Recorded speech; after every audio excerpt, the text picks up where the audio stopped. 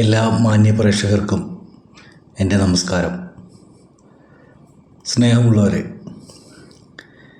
നമ്മൾ ഓരോ ദിവസവും ഓരോ പ്രശ്നങ്ങളുമായിട്ട് ജീവിതത്തെ മുന്നോട്ട് കൊണ്ടുപോകാൻ പാടുപെടുന്നതിനിടയിൽ സമൂഹത്തിൽ നടക്കുന്ന പല ഇതര പ്രശ്നങ്ങളും അതിനോടൊപ്പം തന്നെ ചർച്ചയാക്കുകയും ചിലർക്ക് അതിൻ്റെ ഭാരം വളരെ പ്രാധാന്യമുള്ളതാകുകയൊക്കെ ചെയ്യുന്ന ഒരു അന്തരീക്ഷത്തിലാണുള്ളത്. ഇന്ന് ആരെയും വെറുതെ വിടാത്ത ഒരു കാലഘട്ടത്തിലാണ് നമ്മളുള്ളത്. ഇപ്പോൾ ഈ അടുത്ത് മമ്മൂട്ടിയുടെ വിഷയം, അതാണിപ്പോൾ ഏറ്റവും ചർച്ചാ വിഷയമായ കാര്യം. അപ്പോൾ സമൂഹത്തിൽ ഇന്നത്തെ കാലഘട്ടത്തിൽ ജീവിക്കുന്ന ഒരു സിനിമാ നടന് പോലും മുന്നോട്ട് പോകാൻ കഴിയുന്നില്ല. അപ്പോൾ അവരെ വിമർശിക്കാൻ, പരിഹസിക്കാനൊക്കെ ധാരാളം ആളുകൾ ഉണ്ടാവുകയാണ്. പക്ഷെ അതുകൊണ്ടിട്ട് ഞാൻ മനസ്സിലാക്കുന്നത് അവരുടെ മാർക്കറ്റിംഗ് കൂടുന്നു എന്നുള്ളതാണ്. കാരണം അവരുടെ ഡിമാൻഡ് കൂടുകയാണ്. ഒരു വിഭാഗം എതിർക്കുമ്പോൾ മറ്റൊരു വിഭാഗം അംഗീകരിച്ചുകൊണ്ട് മുന്നോട്ടുണ്ടാവും. അത് ഈ കാലഘട്ടത്തിൻ്റെ ഒരവസ്ഥ അങ്ങനെ തന്നെയാണ്. തുടക്കകാലം മുതൽ അമ്മയെ തല്ലിയാൽ രണ്ട് പക്ഷം എന്ന് പറഞ്ഞതുപോലെ ആ രണ്ടവസ്ഥകളുമുണ്ട്. അങ്ങനെ തന്നെയാണല്ലോ ഈമാൻ കാര്യത്തെക്കുറിച്ചും പറയുന്നത്. വൽക്കതിരി ഹൈറി വ ഷർറിഹിമിനത്, നല്ലതും ചീത്തയും ദൈവമാണല്ലോ ഇവിടെ പടച്ചു വച്ചിരിക്കുന്നത്. അപ്പോൾ ഈ രണ്ടും കൂടി മിക്സായി കിടക്കുന്ന ഒരു ലോകത്തു കൂടിയാണ് നാമൊക്കെ സഞ്ചരിച്ചു പോയിക്കൊണ്ടിരിക്കുന്നത്. അപ്പോൾ ഒരു വിഭാഗം മതപരമായ വിഷയത്തിൻ്റെ ചർച്ച നടത്തുന്നു. ഇവിടെ മുസ്ലിങ്ങൾ വേണ്ട എന്ന് പറയുന്നൊരു വിഭാഗം, അതുപോലെ തന്നെ മുസ്ലിങ്ങളെ തീവ്രമായി കാണുന്ന മറ്റൊരു വിഭാഗം, അതുപോലെ തന്നെ ഇസ്ലാമിൽ തന്നെ പരസ്പരം അങ്ങോട്ടും ഇങ്ങോട്ടും പഴിചാരുന്ന മതവിഭാഗങ്ങൾ, ഇവിടെയുള്ള ദർഗകൾ പൊളിക്കണം എന്ന് പറഞ്ഞുകൊണ്ടൊരു വിഭാഗം, അള്ളാഹ് മാത്രമേ ഉള്ളൂ എന്ന് പറഞ്ഞുകൊണ്ട് മറ്റൊരു വിഭാഗം, അങ്ങനെ ഒരുപാട് വിഭാഗങ്ങൾ ഉള്ള ഒരു സമുദായത്തിൽ, അതായത് നമ്മുടെ ഈ ഇന്ത്യ എന്ന് പറയുന്നത് എന്താ പറയുക, സൗഹാർദ്ദം, വളരെയധികം മത സൗഹാർദ്ദമുള്ള ഒരു രാജ്യമാണെന്നാണ് പറയുന്നത്. ഏത് മതത്തിലുള്ളവരായാലും ആ മതത്തിൽ അവരവരുടെ വിശ്വാസത്തിലൂടെ എല്ലാവരും ജീവിച്ച് കടന്നു പോന്നിട്ടുണ്ട്. അതിലാരും അങ്ങോട്ടും ഇങ്ങോട്ടും പഴിചാരിയിട്ടില്ല. പക്ഷെ കാലം മാറി മാറി വന്നപ്പോൾ ചിലർക്ക് ചില സ്ഥാനങ്ങൾ പിടിച്ചടക്കാൻ വേണ്ടിയിട്ട് ചിലരെ കരുവാക്കിയേ പറ്റുള്ളൂ. നമ്മൾ ചരിത്രം പരിശോധിക്കുമ്പോൾ ബ്രിട്ടീഷുകാരുമായിട്ടുള്ള യുദ്ധങ്ങൾ പരിശോധിക്കുമ്പോൾ മറ്റിതര നല്ല കാര്യങ്ങളൊക്കെ നോക്കുമ്പോൾ എല്ലാം മുസ്ലിങ്ങളുടെ സംഭാവനകളായിട്ടാണ് ഇവർക്ക് കാണാൻ പറ്റുന്നത്. അപ്പോൾ മുസ്ലിങ്ങളുടെ സംഭാവനയായിട്ട് വന്ന എല്ലാ നല്ല കാര്യങ്ങളും മറ്റുള്ളവരിൽ നിന്ന് അതുണ്ടായിട്ടില്ല എന്ന് കാണുമ്പോഴുള്ള വിഷമങ്ങളും, അത് ഒരു ഈഗോയാക്കി മാറ്റിക്കൊണ്ട് പരസ്പരം പഴിചാരി ഒരു സമുദായത്തെ പാടെ നശിപ്പിക്കാൻ ഒരു വിഭാഗം ശ്രമിക്കുമ്പോൾ ഈ മുസ്ലിം സമുദായത്തിലുള്ള ആളുകൾ തന്നെ പരസ്പരം അങ്ങോട്ടും ഇങ്ങോട്ടും പരസ്പരം തമ്മിൽ തല്ലുപിടിച്ചു കൊണ്ടുപോകുന്ന കാഴ്ചയും നമുക്ക് കാണാം. അതിൽ പ്രധാനപ്പെട്ട ഒരു കാര്യമാണ് സുന്നിയും മുജാഹിദും തമ്മിലുള്ള സംവാദങ്ങളും അതുപോലെയുള്ള തർക്കങ്ങളുമൊക്കെ. അപ്പോൾ ദർഗയാണ് എല്ലാവരുടെയും വിഷയം. ഒരു വിഭാഗം ആൾക്കാർക്ക് ദർഗയാണ് പ്രശ്നം, അവിടെ നടക്കുന്ന അനാചാരങ്ങളാണ് പ്രശ്നം. ഞാൻ ചോദിക്കട്ടെ, ഈ ലോകത്ത് നിന്ന് അനാചാരങ്ങൾ മുഴുവനും ഇല്ലാതെയായി പോയാൽ ഈ ലോകത്തിൻ്റെ അവസ്ഥ എന്തായിരിക്കും? നമ്മളൊന്ന് ചിന്തിച്ചു നോക്കി. ഒരു ദിവസം കൊണ്ട് ദൈവം ഇങ്ങോട്ട് ഇറങ്ങി വന്നിട്ട് ദൈവം പറയണതാണ്, ഈ സമുദായം മുഴുവനും നന്നായിരിക്കട്ടെ, ഇനി ആരും കള്ളനാകണ്ട, ആരും കൊലയാളിയാകണ്ട, ആരും രോഗിയാകണ്ട, അങ്ങനെ ആർക്കും ഒരു പ്രശ്നവും വേണ്ട, എല്ലാവരും സുഖമായി ജീവിക്കട്ടെ എന്ന് പറഞ്ഞാൽ നമ്മുടെ ഈ ലോകത്തിൻ്റെ അവസ്ഥ എങ്ങനെയിരിക്കും എന്നൊന്ന് ആലോചിച്ച് നോക്കിയേ. ഇവിടെ വേസ്റ്റ് എടുക്കാൻ പോലും ആളുണ്ടാകില്ല. എല്ലാവരും തിന്നും, അതിൻ്റെ വേസ്റ്റ് ചുമക്കാൻ ആരും ഉണ്ടാവില്ല. കാരണം എല്ലാവരും കാശുകാരാണല്ലോ. അപ്പം അങ്ങനെ നോക്കുമ്പോൾ ഇവിടെ പോലീസുകാർക്ക് ജോലിയില്ല, ജഡ്ജിക്ക് ജോലിയില്ല, വക്കീലിന് ജോലിയില്ല, അതുപോലെ തന്നെ രാഷ്ട്രീയക്കാരുടെ ആവശ്യമില്ല. അങ്ങനെ ഒന്നിൻ്റെയും ആവശ്യമില്ലാതെ ആയിത്തീരുകയാണ്. അങ്ങനെ ഒന്നും ആവശ്യമില്ലാതെ വരുമ്പോൾ എത്രയോ ജോലികളാണ് ഇല്ലാതെയാകുന്നത്. അപ്പോൾ ഒരു ഭാഗത്ത് നമ്മൾ ചിന്തിക്കുമ്പോൾ ഇതെല്ലാം ഈ ലോകത്ത് സംഭവിക്കേണ്ടത് സംഭവിച്ചു കൊണ്ടിരിക്കുന്നു. ഒരാളുടെ കോട്ടം മറ്റൊരാൾക്ക് നേട്ടമായി മാറുന്ന അവസ്ഥയാണുള്ളത്. അങ്ങനെയാണ് എല്ലാവരും മുന്നോട്ട് പോയിക്കൊണ്ടിരിക്കുന്നത്. ഇപ്പോൾ വാർത്താ ചാനലുകൾ നോക്കിക്കഴിഞ്ഞാൽ ആരെങ്കിലും ഒരു കോട്ടം കിട്ടിയാലാണ് ഹൈലൈറ്റ് ചെയ്യാൻ പറ്റുള്ളൂ. അതിൻ്റെ ഒരു ഉദാഹരണമാണല്ലോ ഇപ്പോൾ മമ്മൂട്ടിയെ വെച്ച് കളിക്കുന്നത്. അങ്ങനെ പ്രധാനപ്പെട്ട ആളുകളെ സെലക്ട് ചെയ്തിട്ട് അവരെ വെച്ചിട്ട് ഒരു ചർച്ച ഉണ്ടാക്കുക. ആ ചർച്ച എവിടെയും എത്തി അവസാനിക്കുന്നില്ല എന്നുള്ളതാണ് ഏറ്റവും വലിയ സത്യം. കാരണം ഇവിടുത്തെ ന്യൂസ് ചാനലുകൾക്ക് എന്നും വാർത്തകൾ വേണം. ഈ നാട്ടിലൊരു പ്രശ്നമില്ലാതിരുന്നു കഴിഞ്ഞാൽ ന്യൂസ് ചാനലൊക്കെ അടച്ചുപൂട്ടേണ്ടി വരും. അതുപോലെ യൂട്യൂബേഴ്സിന് ആവശ്യം എന്ന് പറയുന്നത് പുതിയ ഓരോരുത്തരും ഓരോ ടാലൻറ്റുമായിട്ട് ഇറങ്ങിയിട്ടുണ്ട്. ചിലർ സിനിമയുടെ പ്രൊമോഷൻ, അങ്ങനെ യൂട്യൂബിലൂടെ കഴിയുന്ന കുറേ ആൾക്കാരുണ്ട്. ചില ആളുകൾ സമൂഹത്തിൽ നടക്കുന്ന പ്രശ്നങ്ങളെ ഉന്നയിച്ചുകൊണ്ട്,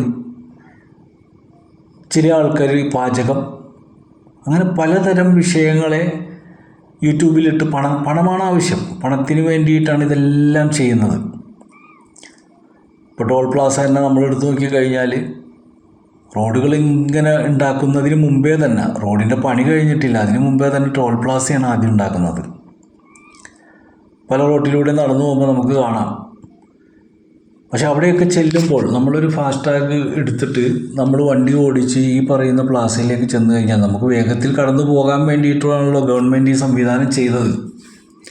അപ്പോൾ എല്ലാവരും ഈ ഫാസ്ടാഗ് എടുത്തു. അതിൽ മിനിമം ബാലൻസ് 200 രൂപ ഉണ്ടായിരിക്കണം. 200-ന് താഴെ പോയാൽ ആ ടോൾ പ്ലാസ കടന്നു പോകാൻ പറ്റില്ല. അപ്പോൾ 200 രൂപ എല്ലാവരുടെയും അക്കൗണ്ടിൽ നിർബന്ധമായിട്ടും കിടക്കണം. എല്ലാവരും എല്ലാ ദിവസവും ഈ ടോൾ പ്ലാസ കടന്നു പോകുന്നില്ല. അപ്പോൾ മനുഷ്യരായ നാം ഒന്ന് ചിന്തിച്ചു നോക്കിയാൽ ബുദ്ധിപരമായിട്ട് ഗവൺമെൻറ് ചെയ്ത ഒരു ടെക്നിക്ക് എന്താണ്? ഈ 200 രൂപ നമ്മുടെ എത്രയോ ആൾക്കാരാണ് അക്കൗണ്ടിൽ അത് 200 രൂപ ബാലൻസായി കിടക്കുമ്പോൾ എത്രയോ പണമാണ് അവിടെ ഫ്രീ ആയിട്ട് കിട്ടിയിരിക്കുന്നത്. അപ്പോൾ നമുക്ക് ഇനിയൊന്ന് കടക്കണമെന്നുണ്ടെങ്കിൽ നമ്മൾ ഇനിയും ഒരു 200 രൂപ ചാർജ് ചെയ്യണം, അല്ലാതെ അപ്പുറത്തോട്ട് കിടക്കാൻ പറ്റില്ല. അതൊക്കെ അവർ ചെയ്ത ബുദ്ധിപരമായ കാര്യങ്ങൾ. പക്ഷെ ഇതൊന്നും നമ്മളാരും ചിന്തിക്കുന്നില്ല. നമ്മൾ വേഗം ചാർജ് ചെയ്ത് അനുസരിക്കാനാണ് ശ്രമിക്കണം. എന്നാലും പോട്ടെ, ഞാൻ അങ്ങനെ പൈസ പോയാലും നമുക്ക് ആ ലൈനിലേക്ക് ചെന്ന് കഴിഞ്ഞാൽ ഏതെങ്കിലും ഒരുത്തൻ ഫാസ്ടാഗില്ലാതെ വന്ന് മുമ്പിൽ പെട്ടാൽ പിന്നെ വന്ന വണ്ടികളെല്ലാം പുറകോട്ടെടുത്തിട്ട് തിരിഞ്ഞു പോകണം, അടുത്ത ലൈനിൽ കയറണം. അത് നമ്മൾ ആ പ്ലാസയിൽ ചെന്ന് നിന്നാൽ കാണാം. അപ്പോൾ ഈ ഫാസ്ടാഗ് എടുത്ത് വരുന്ന ആൾക്കാർക്ക് പോലും അപ്പുറത്തേക്ക് കടക്കാൻ പറ്റുന്നില്ല. അങ്ങനെ ഒരു നിയമം ഉണ്ടാക്കി വെച്ചു. എല്ലാവരും ഫാസ്ടാഗ്, എല്ലാ വഴികളും ഫാസ്ടാഗിൻ്റെ വഴികൾ. എന്നാൽ പൈസ ഇല്ലാതെ വരുന്നവർക്ക് സെപ്പറേറ്റ് ഒരു വഴി ഉണ്ടാക്കിയിരുന്നെങ്കിൽ ബ്ലോക്ക് ഉണ്ടാകില്ല. അപ്പോൾ എങ്ങനെയൊക്കെ മനുഷ്യനെ പ്രയാസപ്പെടുത്താൻ പറ്റും, എത്രത്തോളം ബുദ്ധിമുട്ടിലാക്കാൻ പറ്റുമെന്നാണ് നമ്മുടെ ഗവൺമെൻറ് ചിന്തിച്ചുകൊണ്ടിരിക്കുന്നത്. അത് ഈ കരിമ്പിൻ ജ്യൂസ് പിഴിയുന്നത് പോലെ, കരിമ്പിങ്ങനെ പിഴിഞ്ഞ മിഷനിലൂടെ ഇറങ്ങി വരുന്നത് പോലെ ഇന്ന് ഓരോ ജനങ്ങളും ഓരോ രീതിയിൽ ഞെരിഞ്ഞമർന്നാണ് മുന്നോട്ട് പോന്നുകൊണ്ടിരിക്കുന്നത്. അതിൻ്റെയൊക്കെ ഭവിഷ്യത്തുകൾ പലതരത്തിലാണ് നമ്മുടെ സമൂഹത്തിൽ നടക്കുന്നത്. കുടുംബത്തിലെ സ്വസ്ഥതക്കേട്, ഐക്യമില്ലായ്മ, ഇതൊക്കെ താറുമാറാക്കി. എന്താ കാര്യം? പണ്ട് കാലത്ത് കുടുംബ ബന്ധമുണ്ടായിരുന്നു. അമ്മ വിളമ്പിത്തന്ന ചോറ് കഴിക്കുന്ന ഒരു പാരമ്പര്യമായിരുന്നു കുറേ വർഷങ്ങൾക്ക് മുമ്പ് വരെ. 1980 എടുത്ത് നോക്കിക്കഴിഞ്ഞാൽ എല്ലാ സാധാരണക്കാരായ ആളുകളും അവരവരുടെ കുടുംബത്തിലേക്ക് നേരത്തെ എത്തുകയും സ്വന്തം കുടുംബത്തിൽ ഞായറാഴ്ച ദിവസമാണെങ്കിൽ ബന്ധുക്കളായിട്ട് ഒരുമിച്ച് കൂടുകയും അതുപോലെ തന്നെ വീട്ടിൽ അമ്മ ഉണ്ടാക്കി തരുന്ന ആഹാരം കഴിക്കുകയൊക്കെ ചെയ്യുന്ന ഒരു കാലമുണ്ടായിരുന്നു. ഇന്നുള്ള സമുദായത്തിൽ അച്ഛനും അമ്മയും ആ പഴയ കാലത്തുള്ളവർ അതുപോലെ ജീവിക്കുന്നുണ്ടെങ്കിലും പുതിയ തലമുറയിൽപ്പെട്ട ഭാര്യ ഭർത്താക്കന്മാരും അവരുടെ കുട്ടികളൊക്കെ ഹോട്ടൽ ഫുഡ് കഴിക്കാനായിട്ട് രാത്രി പോവുകയാണ്. ഞാൻ ഈ കാലിക്കറ്റിലൂടെയൊക്കെ വരുമ്പോൾ അത് കാണാറുണ്ട്. ഏറ്റവും വലിയ തിരക്ക് രാത്രിയാകുമ്പോൾ. അപ്പോൾ ഞാൻ ആലോചിക്കും, ഇവിടെ എന്താ ഇത്ര വലിയ തിരക്ക്? സംഗതി വേറൊന്നുമല്ല, ഹോട്ടലിൽ ഫുഡ് കഴിക്കാൻ വരുന്നവരുടെ തിരക്കാണ്. ആ ഹോട്ടൽ വർദ്ധിച്ച പോലെ തന്നെ ഹോസ്പിറ്റലുകളും വർദ്ധിച്ചു. അപ്പം ഇന്ന് സാധാരണക്കാരായ കേരളീയൻ്റെ ഭക്ഷണം എന്താണെന്ന് ചോദിച്ചു കഴിഞ്ഞാൽ, പണ്ട് പറയുമായിരുന്നു ഞങ്ങളൊക്കെ അരിയാഹാരം കഴിക്കുന്നവരാണെന്ന്. ശരിയാണ്. പക്ഷെ അരി മാറിപ്പോയി. ഇപ്പോൾ കുഴിമന്തി, എല്ലാവരും കുഴിമന്തി. അതാരുണ്ടാക്കുന്നത്? ബംഗാളി ഉണ്ടാക്കി തരുന്ന കുഴിമന്തി കഴിച്ചിട്ട് എല്ലാവരും ഒരു വല്ലാത്ത അവസ്ഥയിലാണ് ജീവിതം. പെട്ടെന്നുള്ള ദേഷ്യം, കോപം, കൊലപാതകം, പീഡനം എന്ന് വേണ്ട സർവ്വതും ചെയ്യാൻ മനുഷ്യനിക്കൊരു ഭയമില്ലാതെയായി മാറിയിരിക്കുന്ന ഒരു കാലഘട്ടത്തിലാണ് ജീവിക്കുന്നത്. എന്ത് തെറ്റ് ചെയ്യാനോ ആർക്കൊരു പേടിയില്ല. ഒരു ഭാഗം പോലീസുകാരെ കുറ്റം പറയുന്നത് കാണാം. നമ്മൾ നോക്കുമ്പോൾ പോലീസുകാർ അവരല്ലേ നോക്കേണ്ടത്. അപ്പോൾ തൃശ്ശൂരുള്ളൊരു കക്ഷിയെ കുറിച്ചിട്ട് തൃശ്ശൂരിൽ ഗുണ്ടയുമായിട്ടുള്ളൊരു ചർച്ച കണ്ടിരുന്നു. അപ്പോൾ പോലീസുകാർ വേണ്ട രൂപത്തിൽ പണിയെടുക്കാത്തത് കൊണ്ടിട്ടല്ലേ അവർ ഞങ്ങളെ അന്വേഷിച്ച് വരുന്നതെന്ന് ഗുണ്ട. അപ്പോൾ പോലീസുകാർ ശരിയല്ലാത്തത് കൊണ്ടിട്ടാണ് ഇത്തരം ആളുകൾ ഇവിടെ വളരുന്നതെന്ന് രാഷ്ട്രീയ നേതാവ്. അപ്പോൾ ഇങ്ങനെ ഓരോരുത്തരും അവരവരുടെ വാദങ്ങൾ ഉന്നയിക്കുമ്പോൾ ഇവിടെ ഞാൻ നോക്കുമ്പോൾ പോലീസുകാർ എന്ത് ചെയ്യാനാണ്? അവരും നമ്മളെപ്പോലെ തന്നെ സാധാരണ മനുഷ്യരാണ്. അവർക്കും കുടുംബമുണ്ട്, കുട്ടികളുണ്ട്, ജീവിതമുണ്ട്, ഒക്കെയുണ്ട്. സത്യസന്ധമായിട്ട് അവർക്ക് ജോലി ചെയ്യാൻ കഴിയുന്നില്ല എന്നുള്ളതാണ് ഏറ്റവും വലിയ സത്യം. കാരണം ഒരു പ്രതിയെ പിടിച്ചു കഴിഞ്ഞാൽ, നമ്മൾ ഈ സിനിമയിലൂടെയൊക്കെയാണ് ഇവരുടെ ബുദ്ധിമുട്ടുകളൊക്കെ മനസ്സിലാക്കുന്നത്. ഇപ്പം നമ്മളുടെ മമ്മൂട്ടിയുടെ ഒരു പുതിയ പടം വന്നിരുന്നു. ആ പടം തന്നെ നമ്മൾ നോക്കുമ്പോൾ ആ ഒരു പോലീസുകാരൻ്റെ കേസന്വേഷണവുമായി ബന്ധപ്പെട്ട് അവരനുഭവിക്കുന്ന ബുദ്ധിമുട്ടും വിഷമങ്ങളും മേലുദ്യോഗസ്ഥന്മാർക്ക് അവിടെ ഇരുന്ന് കൊണ്ടിട്ട്. പക്ഷെ അവർക്കും പറയാൻ പറ്റില്ല, അതിൻ്റെ മേലെ ഇരിക്കുന്നവർ അവരെ വിളിച്ച് പ്രഷർ കയറ്റും. ഇങ്ങനെ ഓരോ ആൾക്കാരും അങ്ങോട്ടും ഇങ്ങോട്ടും പ്രഷർ കയറ്റുമ്പോൾ ഈ സാധാരണക്കാരായ പോലീസുകാർക്ക് കോടതിയിൽ അവനെ കൊണ്ടുവന്ന് ഹാജരാക്കി സത്യം ബോധ്യപ്പെടുത്തുന്നത് വരെ അവൻ്റെ സംരക്ഷണം, അവനിക്കൊരൊന്നും പറ്റാതെ സൂക്ഷിക്കുക എന്ന് പറയുന്ന, ഞാൻ ഈ അന്വേഷിപ്പിൻ കണ്ടെത്തും എന്ന് പറയുന്ന സിനിമയിലെ ഒരു രംഗം, ഒരു പോലീസുകാരൻ്റെ ഗതികേടാണ് അതിൽ കാണിക്കുന്നത്. ഒരു പ്രതിയെ കോടതി, അവൻ ചാടി രക്ഷപ്പെട്ട് അവൻ ട്രെയിനിൻ്റെ മുമ്പിൽ മരിച്ചു. പിന്നെ ആ പോലീസുകാരന് സസ്പെൻഷനിലായി. അപ്പം ഇങ്ങനെ ഒരു പ്രതിയെ പിടിച്ച് അവനെ കോടതിയിൽ ഹാജരാക്കുന്നത് വരെയുള്ള ഉത്തരവാദിത്വം, അയാളുടെ ഉറക്കം പോണ. അപ്പം ഇങ്ങനെ ഡിപ്രഷനാണ്. അതിൻ്റെ ഇടയിൽ മേലധികാരികളിൽ, അതല്ലെങ്കിൽ രാഷ്ട്രീയ മേലാളന്മാരുടെ ഫോൺ കോളുകൾ വഴി ഇവരെങ്ങനെയെങ്കിലും ഒരു കാര്യം ശരിയാക്കിക്കൊണ്ടിരുമ്പോഴത്തേക്കും ഒന്നല്ലെങ്കിൽ ഏതെങ്കിലും വക്കീലൊന്ന് ജാമ്യത്തിൽ ഇറക്കി കൊണ്ടുപോകും, അതല്ലെങ്കിൽ മേലെ ഒന്ന് ഫോൺ കോൾ വരും. അപ്പോൾ ഈ പോലീസുകാർക്ക് തന്നെ മതിയായി. ആരെ ഇവിടെ സത്യസന്ധതയൊക്കെ ചെയ്തിട്ടൊന്നൊരു കാര്യമില്ല, അവനവൻ്റെ കുടുംബം നോക്കി ജീവിച്ചാൽ മതി എന്നുള്ള തോന്നൽ അവർക്കും വന്നു പോയിട്ടുണ്ട്. ഇതൊക്കെ എല്ലാ അവസ്ഥകളും നമ്മൾ കണ്ടിട്ട് വേണം ഒരാളെ കുറ്റപ്പെടുത്താനായിട്ട്. പക്ഷെ അതൊന്നും കാണാൻ നമുക്ക് ആർക്കും സമയമില്ല. നമുക്ക് ധൃതി കൂടുതലാണ്. നമ്മൾ വേഗം ഒരാളെ കുറ്റം പറയാനാണ് ശ്രമിക്കുന്നത്. അയാൾ എന്തുകൊണ്ടൊരു കുറ്റക്കാരനായി, അല്ലെങ്കിൽ എന്തുകൊണ്ട് കുറ്റങ്ങൾ വർദ്ധിക്കുന്നു, അതെങ്ങനെ നമുക്ക് അവസാനിപ്പിക്കാൻ പറ്റും? ഒരിടയ്ക്ക് കണ്ടു, എന്താണ്, ഞാനിങ്ങനെ യൂട്യൂബിൽ നോക്കിയപ്പോൾ നമ്മുടെ ലക്ഷദ്വീപിൽ ഒരു ജയിലുണ്ട്, അത് അടഞ്ഞു കിടക്കുകയാണ്. കാരണം അവിടെ കള്ളന്മാരൊന്നും ഇല്ലെന്നാണ് പറയണത്.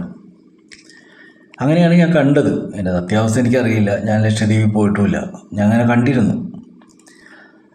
അപ്പോൾ എന്നതുപോലെ നമ്മുടെ നാട്ടിൽ കുഴപ്പങ്ങളുണ്ടെങ്കിലേ രാഷ്ട്രീയക്കാർക്ക് ഗുണമുള്ളൂ, പോലീസുകാർക്ക് ഗുണമുള്ളൂ, വക്കീലിന് ഗുണമുള്ളൂ, ഡോക്ടർമാർക്ക് ഗുണമുള്ളൂ. അങ്ങനെ ഒരുവിധപ്പെട്ട ആളുകൾക്കെല്ലാം ഗുണമുണ്ടാകുന്നെങ്കിൽ ഒരുത്തൻ്റെ, ചില ആൾക്കാർ പറയും ഉള്ളവൻ്റെ കുഴപ്പമാണ് ഇല്ലാത്തവൻ്റെ പിഴപ്പെന്ന്. അപ്പോൾ എന്ന് പറഞ്ഞ പോലെ ഓരോ ആൾക്കാർക്കും ജീവിക്കാൻ വേണ്ടിയിട്ട് മറ്റൊരു വശത്തൊരു നെഗറ്റീവ്, ഒരാൾ പോസിറ്റീവാകാൻ ഒരാൾ നെഗറ്റീവ് ആയേ പറ്റുള്ളൂ. അങ്ങനെയാണ് ഈ ലോകം പോയിക്കൊണ്ടിരിക്കുന്നത്. അതുകൊണ്ട് ഈ ലോകത്ത് ആരും നന്നാകാൻ പോണില്ല. കുറച്ച് ആളുകൾ നന്നായിരിക്കും, കുറച്ച് ആളുകൾ ദൈവവിശ്വാസത്തിൽ ജീവിക്കും, കുറച്ച് ആൾക്കാർ കുടുംബപരമായിട്ട് ജീവിക്കും, കുറച്ച് ആൾക്കാർ സാമൂഹ്യപരമായ വിഷയങ്ങൾ കൊണ്ട് ജീവിക്കും, കുറേ ആളുകൾ ഇതുപോലെ കള്ളനും അതുപോലെയുള്ള മറ്റിതര, അങ്ങനെ ഓരോ ആൾക്കാരും ഓരോ രീതിയിൽ. എല്ലാവരും ഈ പറയുന്നത് ഒരു പൈസ കയ്യിൽ കിട്ടുന്നത് എന്തിനാണ്? അവനവൻ്റെ കാര്യങ്ങൾ നടക്കാൻ വേണ്ടിയിട്ടാണ്. അപ്പോൾ ഏതൊരാളെയും പെട്ടെന്ന് കള്ളനാക്കാൻ പറ്റുന്ന രീതിയിലുള്ള കണ്ടുപിടുത്തങ്ങളാണ് ഇപ്പോൾ ഈ ലോകത്ത്. ഇപ്പോൾ മൊബൈൽ ഫോൺ തന്നെ വാങ്ങിക്കൊണ്ടിരുമ്പോൾ തന്നെ അടുത്തത് ഇറങ്ങി. ഒരു കമ്പ്യൂട്ടർ അതിൻ്റെ സിസ്റ്റം വാങ്ങിക്കൊണ്ടുവന്നാൽ അത് അപ്ഡേഷൻ ആകണേന്. അവൻ വാങ്ങി ഒരു 1.5 ലക്ഷം രൂപ കൊടുക്കി കൊണ്ടുവന്ന് വെച്ച് കഴിഞ്ഞാൽ അതിൻ്റെ മോഡൽ മാറി. ഇപ്പം എൻ്റെ മകനിക്ക് തന്നെ ഒരു ആപ്പിളിൻ്റെ ഒരു ലാപ്ടോപ്പ് വാങ്ങിയപ്പോൾ അന്ന് അത് വാങ്ങിക്കൊണ്ടുവന്ന് ഏതാണ്ട് 1 വർഷം കഴിഞ്ഞില്ല, അതിൻ്റെ ഇത് മാറി. ഇപ്പം അത് വേസ്റ്റായി. അപ്പോൾ ഓരോ സമയം കഴിയുമ്പോഴും ഇതിങ്ങനെ മാറിക്കൊണ്ടിരിക്കുന്നത് കൊണ്ടിട്ട് ഈ പണം ഇത് ചിലർക്ക് ഇതുകൊണ്ട് പണം ഉണ്ടാക്കാൻ പറ്റുന്നുണ്ടായിരിക്കും, ചിലർക്ക് ഉണ്ടാക്കാനും പറ്റുന്നില്ല. ചിലപ്പോൾ ലോൺ എടുത്തവനായിരിക്കും. അങ്ങനെ പലതരത്തിൽ പല അവസ്ഥയിലും പെട്ടുകൊണ്ടിട്ടാണ് മനുഷ്യൻ. അപ്പോൾ നിവൃത്തിയില്ലാതെ ആകുമ്പോൾ മനുഷ്യൻ ഡിപ്രഷനിലാണ്. ചിലവർ ഉടായിപ്പൊക്കെ കാണിച്ചിട്ട് കാര്യങ്ങൾ നടത്തും. ചിലവർക്ക് അത് കാണിക്കാനുള്ള മനസ്സാക്ഷി ഉണ്ടാവില്ല. ഒരു പരിധി കഴിയുമ്പോൾ ആത്മഹത്യയുടെ അവസ്ഥയിലെത്തും. ചില ആൾക്കാർ ഉള്ളത് എങ്ങനെയെങ്കിലും വിറ്റിട്ട് അത് കൊടുത്ത് അവരുടെ ഉള്ള സ്വപ്നങ്ങളും കളഞ്ഞിട്ടിരിക്കും. ഇതൊക്കെയാണ് ഇവിടെ നടന്നുകൊണ്ടിരിക്കുന്നത്.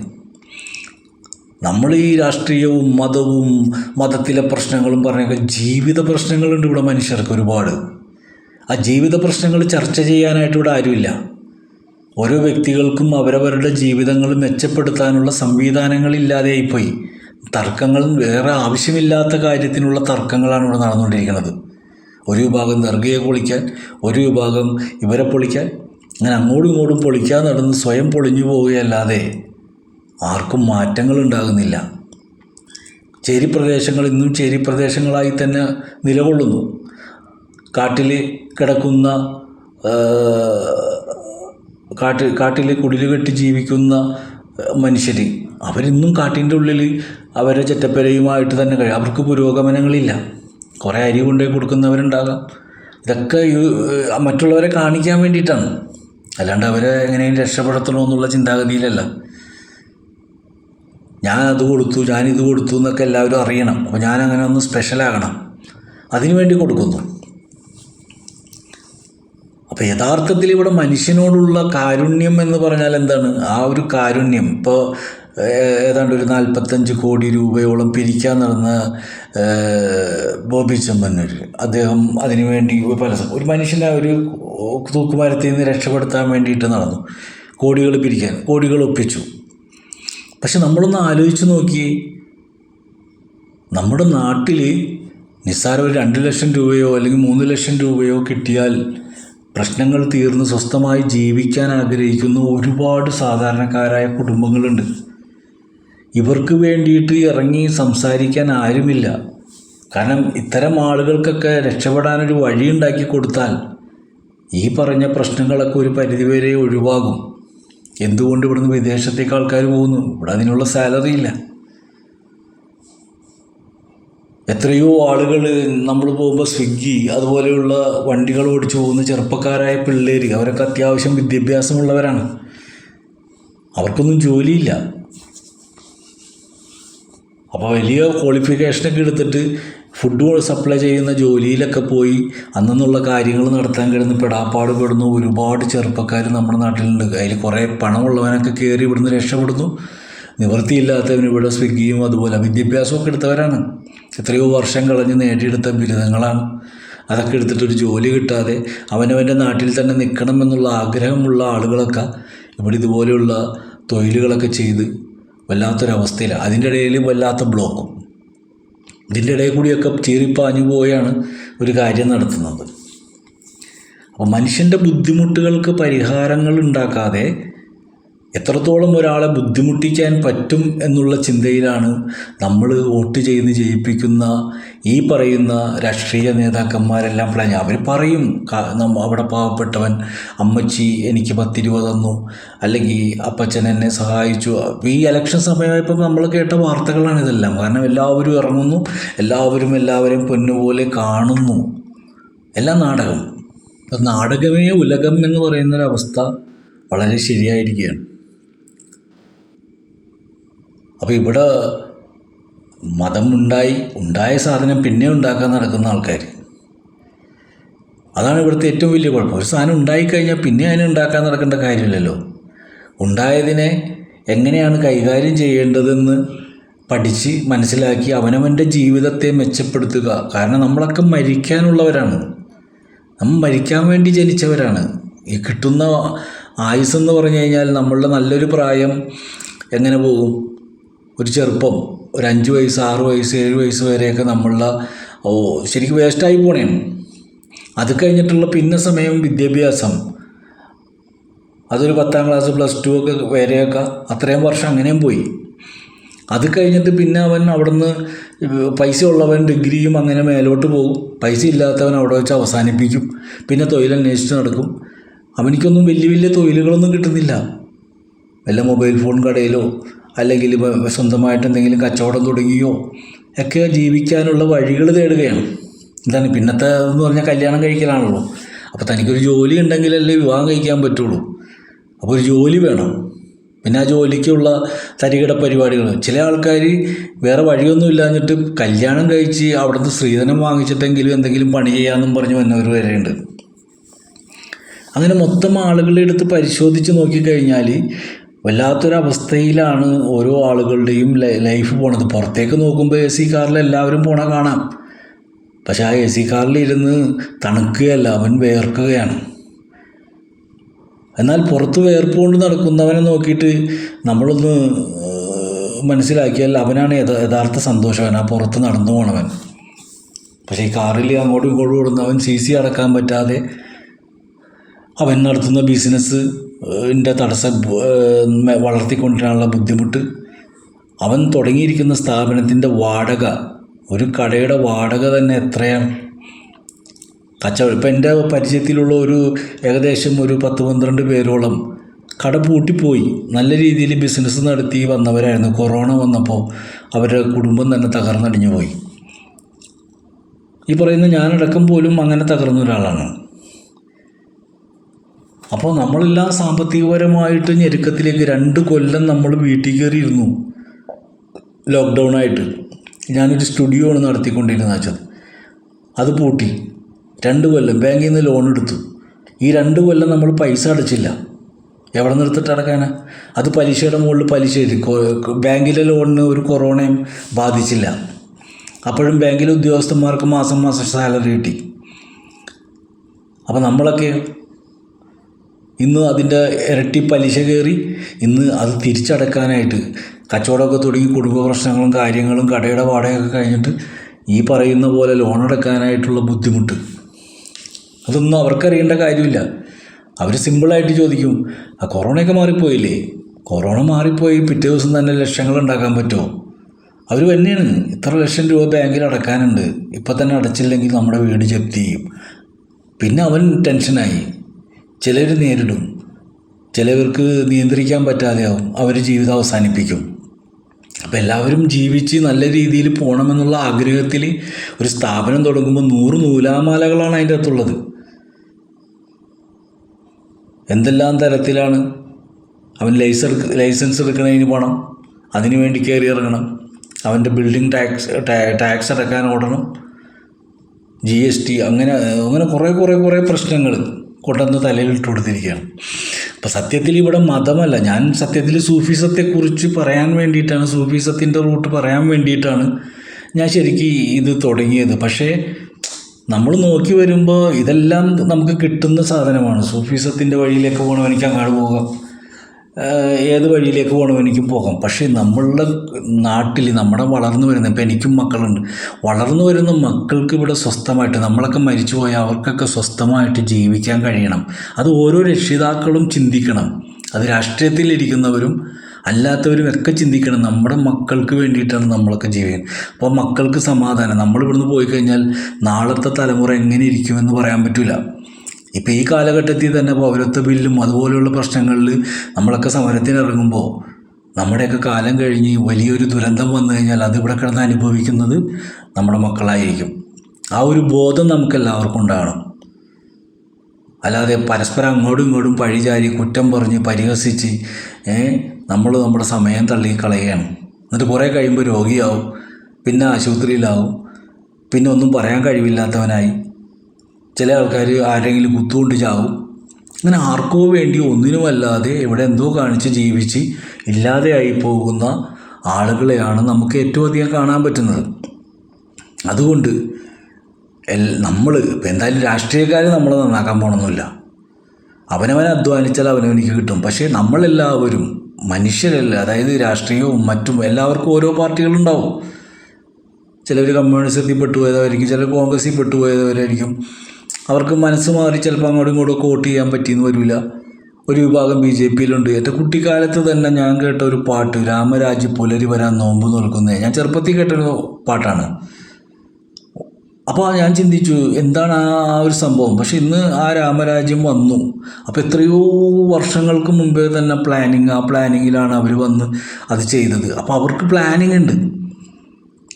ആ പ്ലാനിങ് അവർ ഭംഗിയായി നടത്തിക്കൊണ്ടിരിക്കുന്നു. പക്ഷെ ബാക്കിയുള്ളവർ ഒരു പ്ലാനിങ്ങും ഇല്ലാതെ അവനവൻ്റെ കസേരയ്ക്ക് വേണ്ടി തല്ലുപിടിച്ച്, സ്ഥാനമാനങ്ങൾക്ക് വേണ്ടി തല്ലുപിടിച്ച്, അങ്ങനെ കോൺഗ്രസിൽ നിന്ന് BJPയിലേക്ക് പോയി, കമ്മ്യൂണിസ്റ്റിൽ നിന്ന് BJPയിലേക്ക് പോയി എന്നൊക്കെയുള്ള ഇത് കാണുന്നത് എന്തുകൊണ്ടാണ്? ഈ നാടിൻ്റെ നന്മയല്ലേ ഇവർ ആഗ്രഹിക്കുന്നത്. പറയുമ്പോൾ നാടിൻ്റെ നന്മയെ പറയും, പക്ഷെ ജീവിക്കാൻ വേണ്ടിയിട്ടാണ്. അതാണ് പ്രസംഗിക്കുമ്പോൾ അവിടെ നിന്ന് പറയും മദ്യം വിഷമാണ്. പക്ഷേ ഇവർ അപ്പുറത്ത് നിന്നിട്ട് മദ്യത്തിൻ്റെ ടാക്സ് വാങ്ങിക്കുന്നവരുമാണ്. സിഗരറ്റ് വലിച്ചാൽ ക്യാൻസർ വരും. തിയേറ്ററിൽ ഒരു സിനിമ കാണാൻ കയറി കഴിഞ്ഞാൽ ആദ്യത്തെ പരസ്യം അതാ. ഒരു സന്തോഷത്തിന് വേണ്ടിയിട്ടാണ് തിയേറ്ററിലേക്ക് കയറുന്നത്. അപ്പോൾ അവിടുത്തെ ആദ്യത്തെ പരസ്യം പുകവലി ആരോഗ്യത്തിന് ഹാനികരമാണ്, അത് വലിച്ചാൽ ശ്വാസകോശത്തിന് തകരാറാണ്, കേടുവരുമെന്നൊക്കെ പറയുന്നു. പക്ഷെ അത് ഗവൺമെൻറ് തന്നെയാണ് വിൽക്കുന്നത്. അതിൻ്റെ ടാക്സ് ഗവൺമെൻറ് തന്നെ വാങ്ങിക്കുകയാണ്. ഇതൊക്കെ തെറ്റാണെങ്കിൽ ഇവിടെ കഞ്ചാവ് കുടിക്കാൻ ഓടിച്ചിടുന്ന പോലെ ഇതെല്ലാം നിർത്തലാക്കിയ പോരെ. പക്ഷെ ഇതൊക്കെ നിർത്തലാക്കിയാൽ അവരുടെ വരുമാനം അവിടെ ഇല്ലാതെയായി പോകും. അപ്പം നമ്മളൊക്കെ ബലിയാടായെങ്കിൽ മാത്രമേ ഉള്ളൂ ഇവർക്ക് നേട്ടങ്ങൾ. ഇപ്പോൾ ഇവർ ഈ പരസ്യം കണ്ട് എല്ലാവരും സിഗരറ്റ് വലി നിർത്തിയുള്ള അവസ്ഥ ഒന്ന് ആലോചിച്ച് നോക്കി നിങ്ങൾ. ഇല്ല, അത് നിർത്താൻ വേണ്ടിയിട്ടല്ല, ഞാൻ മനസ്സിലാക്കണത് ഓർമ്മപ്പെടുത്താൻ വേണ്ടിയിട്ടാണെന്ന് തോന്നണം.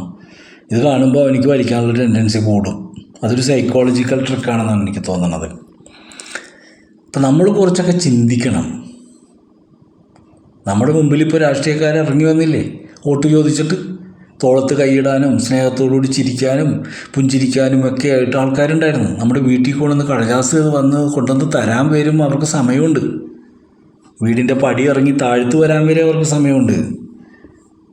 ഇനി അവർ അധികാരത്തിലേക്ക് കയറി കഴിഞ്ഞാൽ അവരെ ഒന്ന് കാണാൻ നമുക്ക് വലിയ പാടാണ്.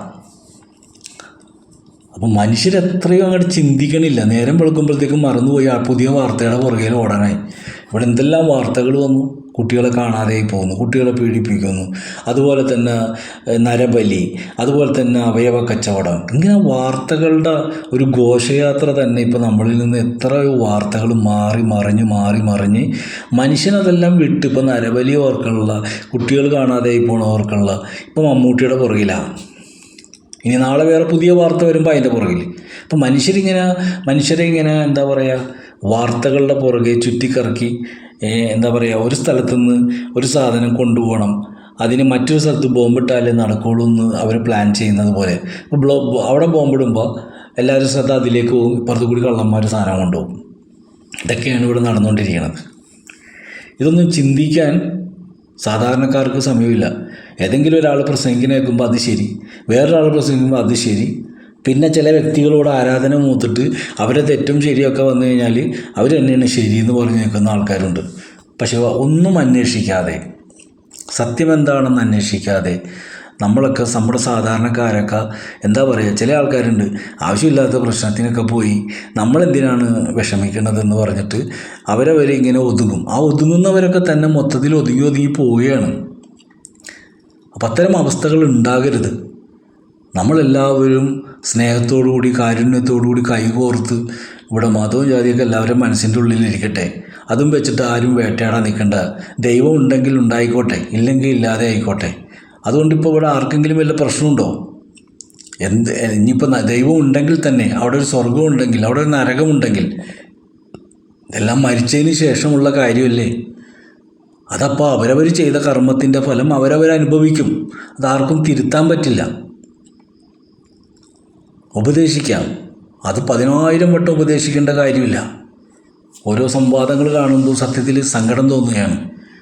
രണ്ട് കൂട്ടർ തമ്മിൽ ഇങ്ങനെ അവർ രണ്ടുപേരുടെ കയ്യിൽ ഖുർആനുണ്ട്. അപ്പോൾ ഈ രണ്ടുപേരും ഖുർആൻ പഠിച്ചിട്ട് രണ്ട് കൂട്ടർക്കും മനസ്സിലായിട്ടില്ല. എന്നിട്ട് രണ്ടുപേരും കൂടി തർക്കിക്കുകയാണ്. എന്നിട്ട് ഇവർ മനസ്സിലാക്കി രണ്ട് കൂട്ടരും കൂടി ഒന്നായോ? ഇല്ല, അവർ രണ്ടായി തന്നെ തുടരുകയാണ്. ഇനി അതിൽ നിന്ന് മൂന്നാമതൊരു പാർട്ടി ഉണ്ടാകുക എന്നല്ലാതെ നമ്മളെ നോക്കുമ്പോൾ അങ്ങനെയാണ്. ആദ്യം ഒരു ഗ്രൂപ്പ് ഉണ്ടാകുന്നു, പിന്നെ ആ ഗ്രൂപ്പ് പിളർന്ന് 2 ഗ്രൂപ്പാകുന്നു, പിന്നെ അത് പിളർന്ന് 3 ഗ്രൂപ്പാകുന്നു. ഇങ്ങനെ ഗ്രൂപ്പുകൾ വർദ്ധിക്കുന്നല്ലാതെ ഈ സംവാദങ്ങൾ എന്തിനാണോ നടത്തി അതിൻ്റെ ഉത്തരം കണ്ടെത്താൻ പറ്റുള്ള ഉത്തരം കണ്ടെത്തിയാലും അത് അംഗീകരിക്കാനും തയ്യാറാകുന്നില്ല എന്നാണ് ഏറ്റവും വലിയ സത്യം.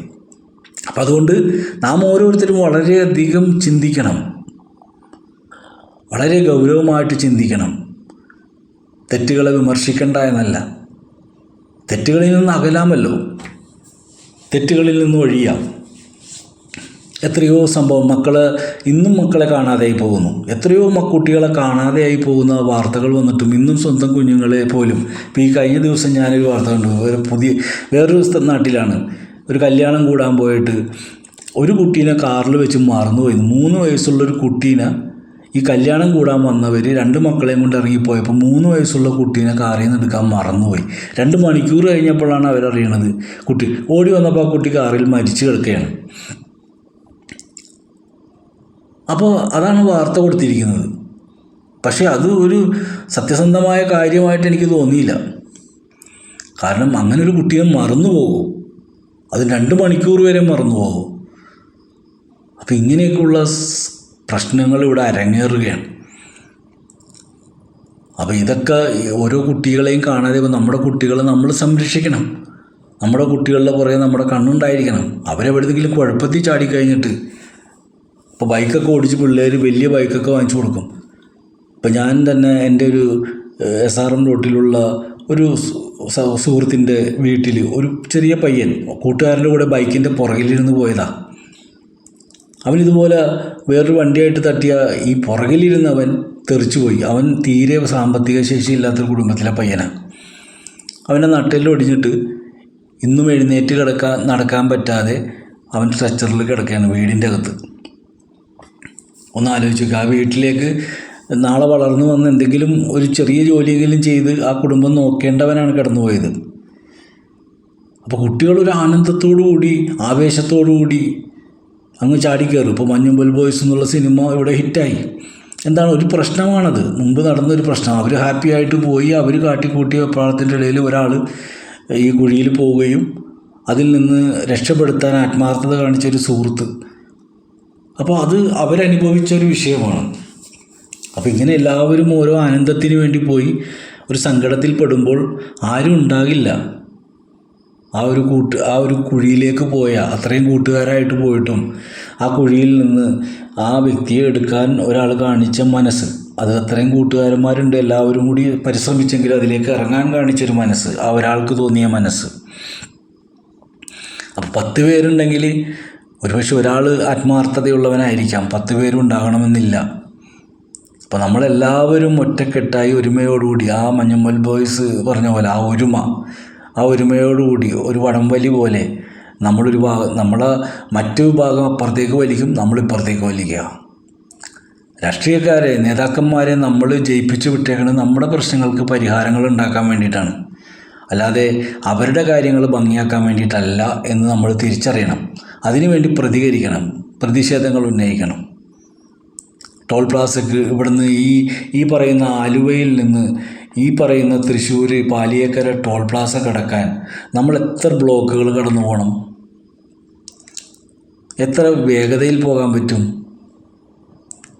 എത്രയോ സിഗ്നലുകളാണുള്ളത്. അപ്പോൾ ഇതൊക്കെ കടന്നു ചെന്ന് ആ ടോൾ പ്ലാസയിലും പിന്നെ ബ്ലോക്കാകണേണ്. അതാണ് രസം. അവിടെയും കടന്നു പോകാൻ പറ്റില്ല. അങ്ങനെ എല്ലാം അനുഭവിക്കാനായി വിധിക്കപ്പെട്ട ഒരു എന്നിട്ടെന്താണ് ഒരു സ്വപ്നങ്ങൾ മാത്രം ബാക്കിയാക്കി ലാസ്റ്റ് അവസാനം നമ്മളൊക്കെ ഈ മൺമറിഞ്ഞു പോകേണ്ട ഒരു സാഹചര്യമാണ്. ഇവിടെ കിടന്ന് ഒച്ച ഉണ്ടാക്കിയതിനും ബഹളം ഉണ്ടാക്കിയതിനും ഇവിടെ ഖബർ പൊളിക്കണമെന്ന് പറഞ്ഞതിനും സൂഫി അല്ല എന്ന് പറഞ്ഞതുകൊണ്ടും ക്രിസ്തു അല്ല എന്ന് പറഞ്ഞതുകൊണ്ടോ അല്ലെങ്കിൽ ഇനി മുഹമ്മദ് നബി പെണ്ണുപിടിയനാണെന്ന് പറഞ്ഞതുകൊണ്ടിട്ടോ ഇതൊന്നും മാറുന്നില്ല എന്ന് വെച്ചുകൊണ്ട് അവരൊന്നും അവരല്ലാതായി തീർന്നിട്ടുമില്ല. പ്രവാചകനായിട്ട് നിലകൊള്ളും. യേശുവായിട്ട് നിലകൊള്ളും. അതുപോലെ എല്ലാവരും ഈ ലോകത്തിൻ്റെ അവസാനം വരെയും അവർ കാട്ടിയ ആ ആത്മാർത്ഥമായ സത്യസന്ധതയുടെ സത്യം ഈ ലോകം അവസാനിക്കുന്നവരെ നിൽക്കുമ്പോൾ ഗാന്ധിയുടെ പ്രതിമ ഈ ലോകം അവസാനിക്കുന്നവരുണ്ടാവും. പക്ഷേ ഇത് കുറ്റം പറയുന്ന നമ്മുടെ ആരുടെയും ഒരു സംഭവം ഈ നാട്ടിലുണ്ടാവില്ല. അത് മാഞ്ഞു പോകും. അപ്പോൾ അവനവനെ ഓർക്കാൻ, കുടുംബമെങ്കിലും ഓർക്കാനുള്ള നല്ല കാര്യങ്ങൾ ചെയ്ത് ജീവിക്കാൻ ശ്രമിക്കുക എന്നേ എനിക്ക് ഈ വേളയിൽ പറയാനുള്ളൂ. അപ്പോൾ ഈ പരസ്പര വിദ്വേഷങ്ങളൊക്കെ കളഞ്ഞ്, വിദ്വേഷമുള്ളവർ അതുകൊണ്ട് നടക്കട്ടെ, അതില്ലാത്തവർ ഒരുമയോടുകൂടി ഐക്യത്തോടുകൂടി ഒന്നായി നിന്നുകൊണ്ട് സ്നേഹത്തോടുകൂടി വരും തലമുറയ്ക്ക് വേണ്ടിയിട്ട് ഒരു കഷ്ടപ്പെടാൻ തയ്യാറാകണമെന്ന് ആത്മാർത്ഥമായി അപേക്ഷിക്കുകയാണ്. സ്നേഹപൂർവ്വം ഷാജി യൂസഫ്.